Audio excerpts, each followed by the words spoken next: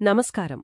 ఈరోజు మన డీప్ డైవ్లో బైబిల్లోని ఆదికాండము మొదటి 2 అధ్యాయాలను కొంచెం లోతుగా చూద్దాం.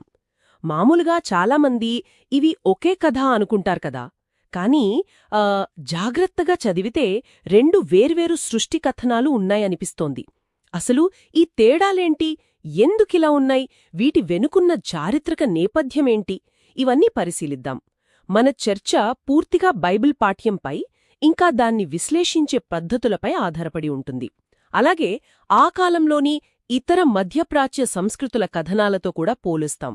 మన లక్ష్యం ఈ 2 కథనాల ప్రత్యేకతలను, వాటి చారిత్రక, వేదాంత ప్రాముఖ్యతను అర్థం చేసుకోవడం. సరే, మొదలుపెడదామా?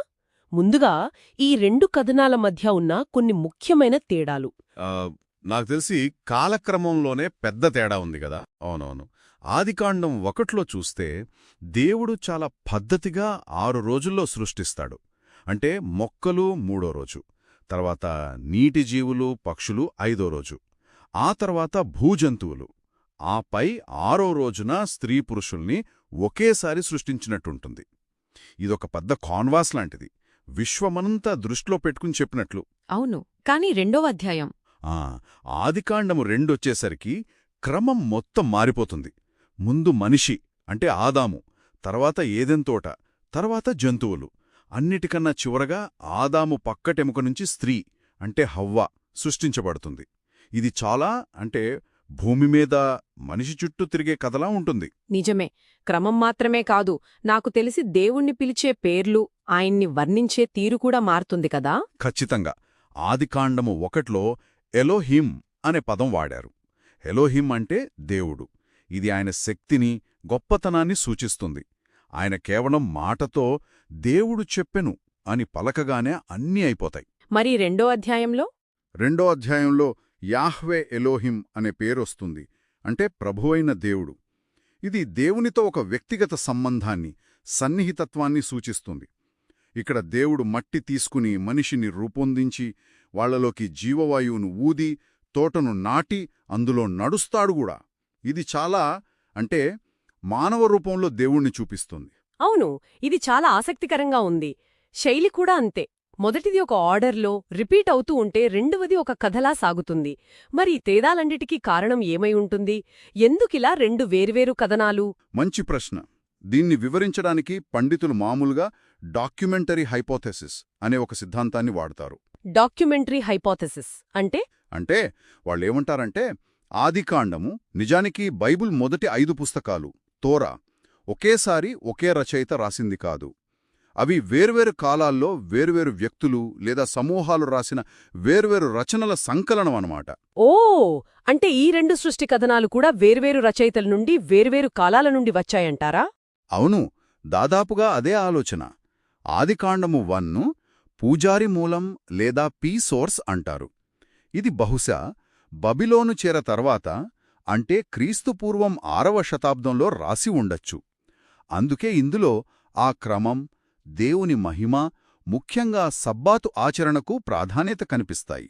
సరే, మరి 2వ కథనం? ఆదికాండము 2 యాహ్వేస్ట్ మూలం లేదా జే సోర్స్కి చెందింది అంటారు.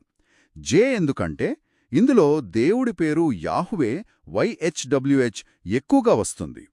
ఇది చాలా పాత రచన. బహుశా క్రీస్తుపూర్వం 10వ లేదా 9వ శతాబ్దంలో అంటే ఇస్రాయేలు రాజుల కాలంలో రాసి ఉండొచ్చు. అందుకే దీని శైలి కథలా ఉంటుంది. దేవుడు మానవ రూపంలో కనిపిస్తాడు. మానవ సంబంధాలు, పాపంలాంటి అంశాలపై ఎక్కువ దృష్టి ఉంటుంది. చాలా ఆసక్తికరంగా ఉంది. అంటే వేరువేరు కాలాల్లో రాసిన వేరువేరు కథనాలని తర్వాత ఎవరో కలిపి పక్కపక్కన పెట్టారన్నమాట. ఎందుకు అలా చేసి ఉంటారు? అవును, బహుశా ఆ తర్వాత వచ్చిన సంపాదకులు ఈ 2 కథనాల్లోనూ వేదాంతపరంగా లోతైన విషయాలున్నాయని గుర్తించి ఉంటారు. 2 ముఖ్యమే అని భావించి ఉద్దేశపూర్వకంగానే పక్కపక్కన చేర్చి ఉండవచ్చు. ఇంకో విషయం, ఈ కథనాలకి ఆ కాలంలోని ఇతర ప్రాచీన సంస్కృతుల అంటే మెసొపొటేమియా, ఐగుప్తు లాంటి వాటి సృష్టి కథనాలకి ఏమైనా సంబంధముందా? ఉందండి, ఖచ్చితంగా ఉంది. కొన్ని పోలికలు మనం గమనించవచ్చు. ఉదాహరణకి, సృష్టికి ముందు అంతా నీటితో నిండిన గందరగోళంగా ఉండటం, మాట ద్వారా సృష్టి జరగటం, మట్టి నుండి మనిషిని చేయటం, ఇలాంటి కొన్ని ఆలోచనలు ఆ కాలపు సంస్కృతుల్లో అటు ఇటుగా కనిపిస్తాయి. ఇది ఆనాటి ఉమ్మడి సాంస్కృతిక నేపథ్యాన్ని సూచిస్తోంది. పోలికలున్నాయి సరే, అయితే తేడాలు కూడా ఉండి ఉంటాయి కదా. ఆదికాండము కథనాల ప్రత్యేకత ఏంటి? ఆ తేడాలే చాలా ముఖ్యమైనవి. మొట్టమొదటిది, అతి ముఖ్యమైనది, ఏకదైవారాధన. ఆదికాండములో ఒకే ఒక్క దేవుడు సృష్టికర్త. ఇది చుట్టూ ఉన్న బహుదేవతారాధన నమ్మకాలకు పూర్తిగా భిన్నం. అవును, అది చాలా పెద్ద తేడా. రెండవది, ఇతర పురాణాల్లో లాగా దేవతల మధ్య గొడవలు యుద్ధాల వల్ల సృష్టి జరగలేదు. ఇక్కడ సృష్టి అనేది దేవుని శాంతియుతమైన ఉద్దేశపూర్వకమైన చర్య. ఇంకా బహుశా అన్నిటికన్నా ముఖ్యమైనది మానవుల స్థానం. మనుషులు దేవుని స్వరూపంలో సృష్టించబడ్డారు. అంటే వారికొక అంతర్గత విలువ, గౌరవం ఉన్నాయి. వారు కేవలం దేవుళ్ళకి సేవ చేసే బానిసలు కాదు. కొన్ని మెసపోటేమియా కథల్లో ఉన్నట్టు వారికి సృష్టి పట్ల ఒక బాధ్యత కూడా ఉంది. ఇది ఆనాటి ప్రపంచ దృష్టికోణానికి ఒక విప్లవాత్మకమైన జవాబు అని చెప్పొచ్చు. అద్భుతం. కాబట్టి మనం ఈరోజు చూసిందేంటంటే, ఆదికాండంలో 2 విభిన్నమైన సృష్టి కథనాలున్నాయి. అవి వేరువేరు చారిత్రక నేపథ్యాలు, వేరువేరు రచనా శైలులు కలిగి ఉన్నాయి. అవి తమ కాలంలోని ఇతర సంస్కృతులతో మాట్లాడుతూనే ఇశ్రాయేలు యొక్క ప్రత్యేక నమ్మకాలను, అంటే ఏకేశ్వరోపాసన, మానవ గౌరవం వంటి వాటిని బలంగా చెప్పాయి. ఖచ్చితంగా. అయితే ఒక ప్రశ్న మిగిలి ఉంది కదా, ఇంత భిన్నమైన ఈ 2 కథనాల్ని చివరికి ఎందుకు కలిపి ఉంచారు? బహుశా ఏమో, ప్రాచీన సంపాదకులు సృష్టి అనేది ఎంత సంక్లిష్టమైనదో లేదా దేవుని స్వభావం ఎంత విస్తృతమైనదో చెప్పడానికి ఒక కథనం సరిపోదని బహుళ కోణాలు అవసరమని భావించి ఉండవచ్చు. నిజమే.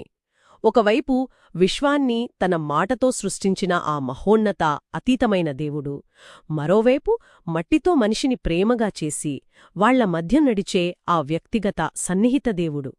ఈ 2 చిత్రాలు కలిస్తేనే బహుశా దైవత్వం యొక్క పూర్తి స్వరూపం మనకు కొంచెం అర్థమవుతుందేమో అని ఆలోచించడం ఆసక్తికరంగా ఉంది.